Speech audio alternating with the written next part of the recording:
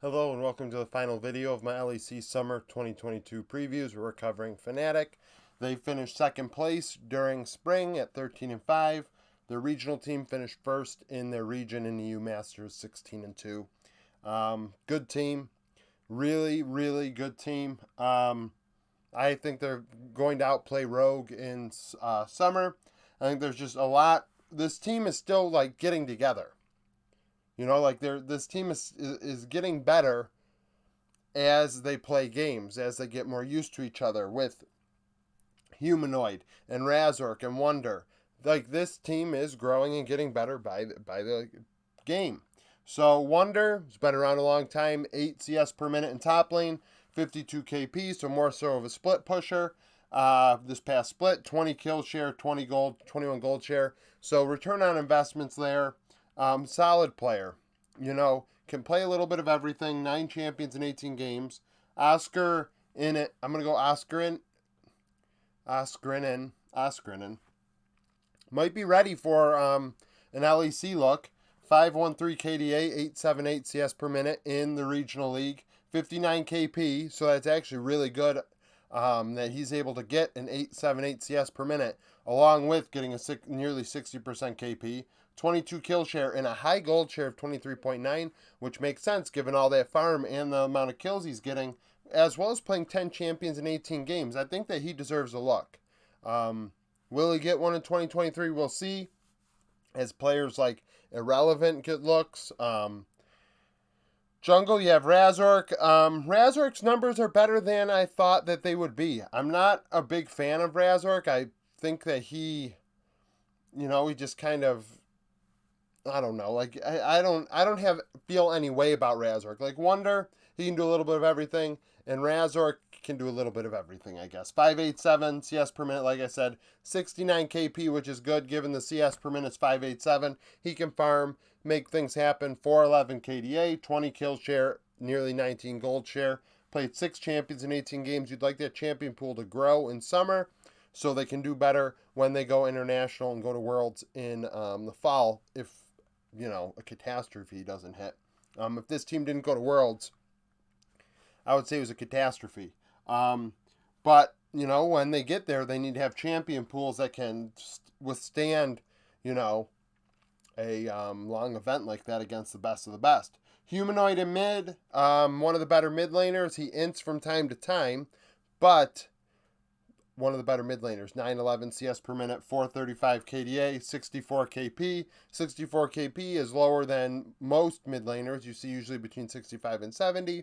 But CS per minute's above 9 at the highest level. You don't see that every day. I feel like only maybe 10 to 15 mid laners can even claim that from last split. 20 kill share is pretty low.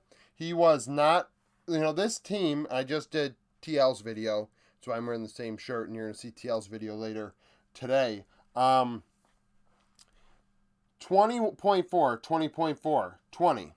So there is no secondary carry after upset. It is whoever shows up.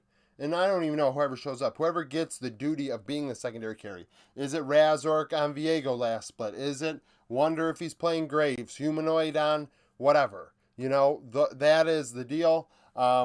23 gold share, 7 champions in 18 games out of Humanoid. He definitely improved from his Mad Lion days. We'll see if Fnatic can, like I keep saying, it all comes down to international performance for this team.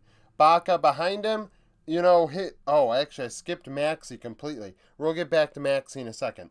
Baka, 763 KDA, which is great, but the farm in lane is not quite there at 822 CS per minute, lower than you would like. Even at an academy level, that's much lower than you would like. 66 KP, 24 kill share, which secondary carry. 21.5 gold share, 10 champions in 18 games. I'd almost argue you drop that champion pool down to 7 or 8 and you work on your laning.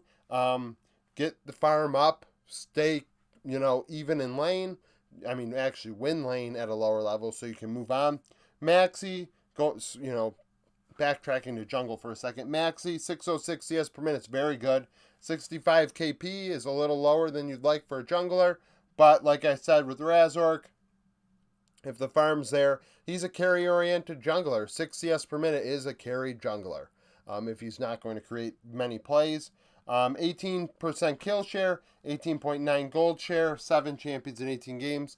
You'd almost want him to get more kills if he's farming so well and not like, I don't know how to explain this, I guess, but you're not creating plays. You're not a facilitator constantly ganking. You're more so a team fighter that's trying to pick up kills. You'd want the 18 to be higher. Instead of ganking a lane and saying, oh, well, I'm on, for instance, a Trundle, I'm going to go 4.5, 4.8, maybe lower 5 CS per minute, but I'm going to gank 3 times in 12 minutes and affect the game, for instance. Like, that's not the vibe you get from his numbers. Now, Upset and Bot, because we already did Baka. Upset put together one of the greatest splits and performances we've seen in the LEC. 16.55 KDA. Barely died. He broke the record, I believe, for least amount of deaths during a split, which was held by Reckless. Reckless is definitely my favorite LEC play. Was my favorite LEC player. It was hard not to give him the MVP, but Vethio definitely deserved it, playing on a worse team and carrying Misfits on his back, dragging them by their hair to the line. Upset, on the other hand, has a really good team around him, but he is very good. That is without a doubt. 968 CS per minute. You'd like that to be a little bit higher, but when you're not dying, maybe he's just not as aggressive. He's more passive. 67 for KP, 30 kill share, 24 gold share. Played 6 champions in 18 games. Upset's world class. A very, very good 80 carry. Behind him, you have Bean. I am surprised how low Bean's numbers are given the... how do I put this? I don't know if it was hype necessarily, but I knew who Bean was before I did this video, and I can't say that I know a lot of EU Masters players that didn't like see extended time at the highest level all that much. You know, I don't really recall them. When you look at Bean, 877 CS per minute really doesn't, strike home with me very well. 65 KP, 25 kill share, 22.5 gold share, 8 champions in 18 games. Solid 80 carry, but leaves a lot on the line. I mean, he's got 0.9 CS per minute less than Upset at a lower level of competition. Hillisang, top 5 support in the world, in my opinion. He sets the meta at international events. He is willing to play very aggressive, and I love aggression. Aggression is what I love to see on the Rift. Hilly is definitely my favorite LEC support to watch. I had him 3rd in my top 5. So I think he's really good. 70 KP, 422 KDA, 10 champions in 18 games. Guy is great. Behind him, you have Rux 527, 75 KP. Probably deserves a look on a LEC team soon. There are teams that could... Astralis could use a lot of guys. I could say Astralis should probably look at definitely the top laner, definitely the support, and maybe you go with Maxi too, because honest to God, they stink. But this is not an Astralis video. Fnatic's Academy team, very good. What is it, Fnatic TQ or TQ Fnatic? They've changed their name, I guess, like 3 or 4 times the last 5 years. So comment down below if you're a Fnatic fan. Do you think they're going to win Summer? If you don't think they're going to win Summer, who do you think will and why? Like the video if you like it. Subscribe to the channel for daily League of Legends content. And thank you for watching.